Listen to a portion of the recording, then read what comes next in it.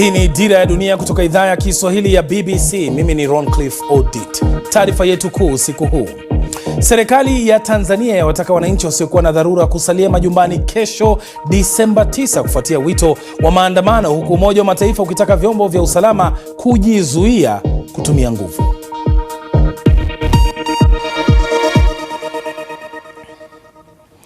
Serikali ya Tanzania imewataka wananchi wasiokuwa na dharura kusalia majumbani mwao kesho Disemba 9, siku ambayo huadhimishwa kila mwaka kama siku ya uhuru wa Tanzania. Kauli hiyo imetolewa leo na Waziri Mkuu Mwigulu Nchemba kufuatia kuibuka kwa taarifa za wito wa maandamano unaosambaa kupitia mitandao ya kijamii, hatua iliyoifanya serikali kuongeza tahadhari kuelekea siku hiyo muhimu ya kitaifa. Rais wa Jamhuri ya Muungano wa Tanzania Mheshimiwa Dr. Samia Suluhu Hassan anapenda kuwatakia wananchi wote heri ya sikukuu ya uhuru wa Tanzania bara inayoadhimishwa kila mwaka tarehe 9 Disemba.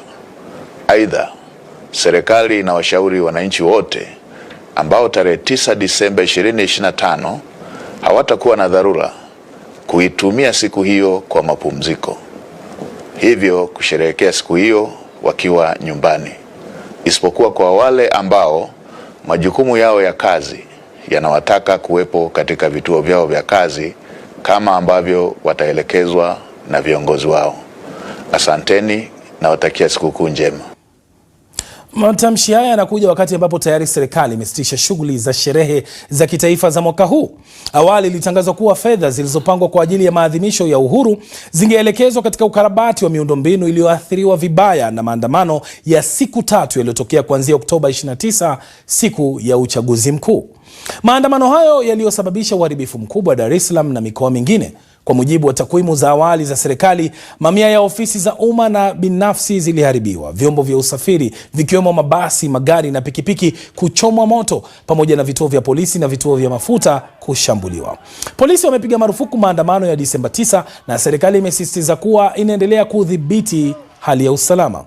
Waziri wa mambo ya ndani George Simbachawene amesema maandamano hayo ni haramu kwa kuwa hayana kibali, hayajulikani waandaaji wake, hayana ujumbe maalum wala ukomo unaowezesha polisi kupanga ulinzi. Tutumie nafasi hii kuwaomba sana wale wote ambao wanashabikia, wale wote ambao wanaona wao wameichoka amani, wale wote ambao wanaona hata mateso tuliyopata katika kipindi hiki wanaona hayatutoshi, wanataka kutuongezea tena mengine, tuwaombe sana kwamba maandamano kwa kuwa hayana kibali na hayapo kwa mujibu wa sheria hayakubaliki na ni kinyume cha sheria, na kwa hivyo vyombo vyetu vya usalama vitayadhibiti. Wakati huo msongamano mkubwa wa wananchi umeshuhudiwa katika masoko na maduka makubwa nchini Tanzania, huku wakazi wakinunua chakula, maji na bidhaa nyingine muhimu kwa wingi. Ripoti kutoka vyombo vya habari vya ndani zimeripoti foleni ndefu katika maduka jijini Dar es Salaam, ambako watu wameonekana wakijaza toroli zao na bidhaa muhimu za nyumbani. BBC imezungumza na baadhi ya wakazi wa Dar es Salaam na Mbeya, ambapo maandamano na vurugu zilileta athari kubwa, na serikali kusema inaendelea kutathmini kupitia tume ya uchunguzi iliyoundwa na Rais Samia Suluhu Hassan. Hii hali ni shwari. Nipo katika eneo la Arusha Kilombero sokoni. Ninapambana kuhakikisha kwamba ninafanya manunuzi ya vitu vya kula, na nimeamua kufanya hivi kwa kile ambacho kinaendelea kuzungumzwa ambacho sio rasmi kiserikali.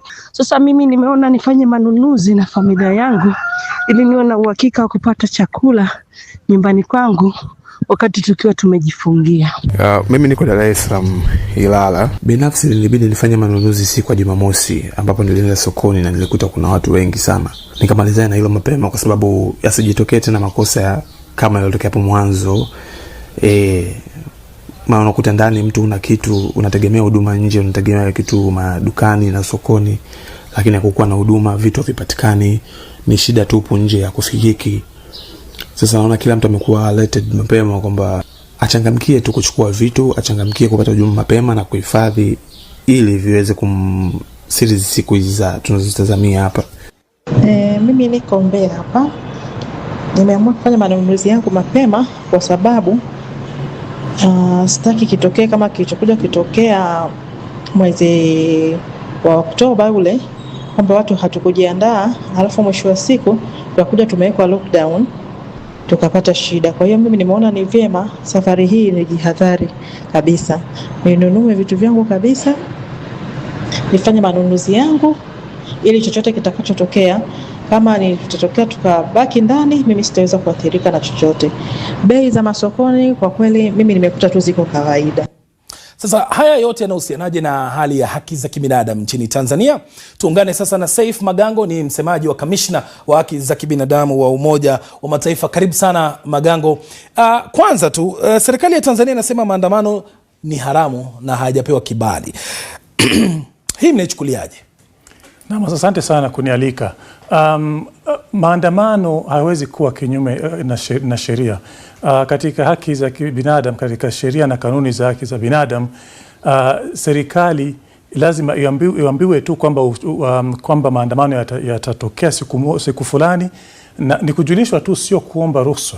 Wajulishwe na wanapopata hiyo taarifa wawape waandamanaji ulinzi na katika barabara ili waweze kuandamana kwa amani kama ilivyo haki yao. Naam, tuzungumzie kidogo maandamano yatakayofanyika kesho iwapo yatatokea. Serikali inapaswa kufanya nini ili kuhakikisha kwamba haki za kibinadamu bado zinadumishwa? La kwanza ni kuhakikisha kwamba hakuna mtu hata yoyote, hata mmoja ambaye anauawa katika hayo maandamano. Utakumbuka baada ya uchaguzi wa tarehe 29 mwezi Oktoba, mamia ya watu wameuawa na wengine kupelekwa na kuwekwa vizuizini kiholela, na mpaka wa leo wiki 5 zimepita na serikali haijakiri ni watu wangapi waliuawa, lakini imeweza kukiri watu ni mali gani iliharibiwa. Na kwa hiyo kwanza serikali hakikisha kwamba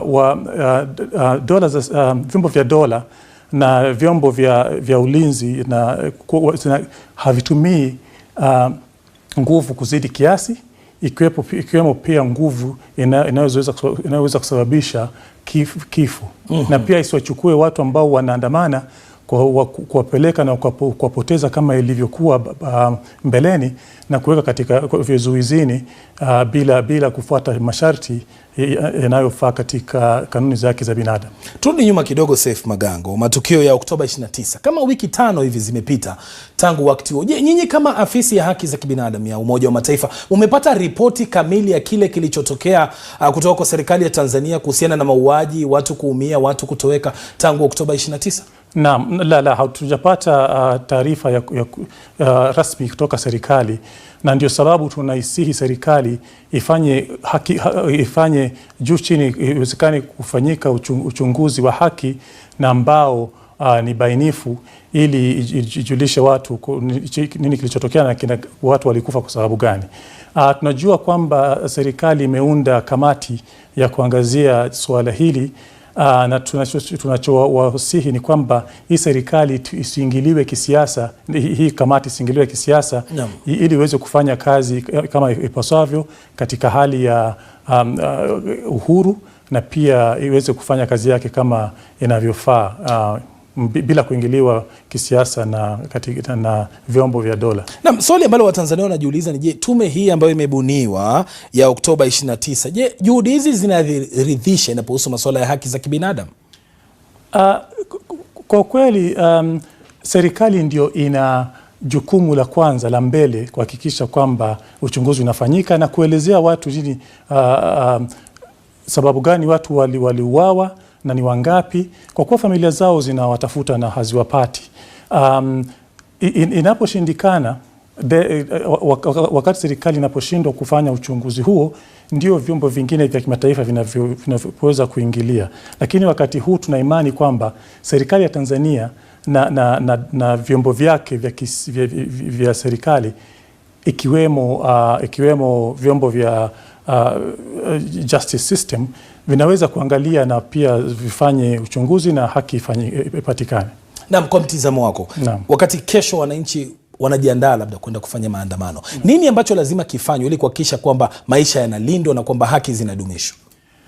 Kwanza wakijiandaa, serikali na vyombo vya usalama wahakikishe kwamba watu hawawawi, wasitumie bunduki na risasi kuua watu. Na kwa kuwa kilichotokea Oktoba 29 walijitokeza na risasi, na ukipiga mtu risasi lazima atauawa ama atajeruhiwa vibaya. Pia walinde waandamanaji. Serikali ifanye kazi, polisi ifanye kazi ya kulinda waandamanaji, wala sio kuwapiga. Naam. Kwa kuwa unajua kinachotokea wakianza kuwapiga ndio taona vurugu na mambo yakaribika zaidi. Shukrani sana Seif Magango kwa tathmini hiyo ya kina, na mahojiano hayo ndiyo yanayotuhitimishia taarifa yetu kuu usiku huu.